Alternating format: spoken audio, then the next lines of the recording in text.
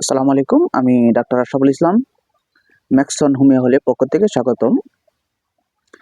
আজকে আমি যে রোগটা নিয়ে কথা বলবো, এই পর্যন্ত আমাকে অনেক মানুষই মেসেজ করেছেন যে ভাই, এই রোগটা নিয়ে আমরা সারা বিশ্বে প্রায় সব জায়গাতেই এই সমস্যা আছে যে গাড়িতে বা যানবাহনে উঠলে বমি হয়। এর জন্য হোমিওপ্যাথিক ওষুধ কি বা কি ওষুধ খাইলে গাড়ির যে যানবাহন হয় এই যানবাহনের রোগটা থাকবে না এবং হবে না, বমিটা হবে না। অনেক আছে যে চলন্ত গাড়ি দেখলেই তার মাথাটা ঘুরান মারিয়ে সারে সে তার বমি হয় বা বমির ভাব হয়। এরকম সমস্যা অনেক মানুষের আছে। কিন্তু এটা কি সঠিক সমস্যার সমাধান নাই? হ্যাঁ, অবশ্যই সঠিক সমস্যার সমাধান আছে।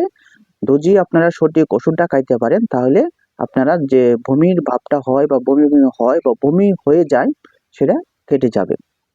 হোমিওপ্যাথিতে অনেকগুলো ওষুধ আছে, এর মাঝে একটি ওষুধ গুরুত্বপূর্ণ ওষুধ। আমি সেই গুরুত্বপূর্ণ ওষুধের যেটি সেটার নামটি বলবো।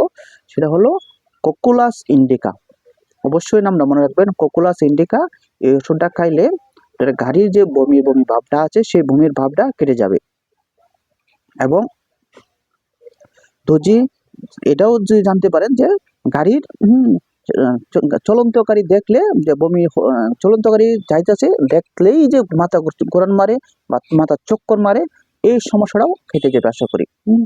আশা করি যে গাড়িতে বা নৌকায় বা যানবাহনে বা চলন্ত যে কোনো জায়গায় হোক না কেন বমিটা বা বমির ভাবটা, যে একটা মেডিসিনই খাইলেই সমস্যার সমাধান হয়ে যাবে। সেটা হলো কোকুলাস ইন্ডিকা।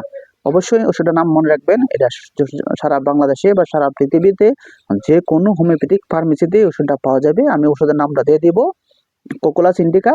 আপনারা এই ওষুধটা কিনে খাবেন। এবং দ্বিতীয় যেটা হলো সেটা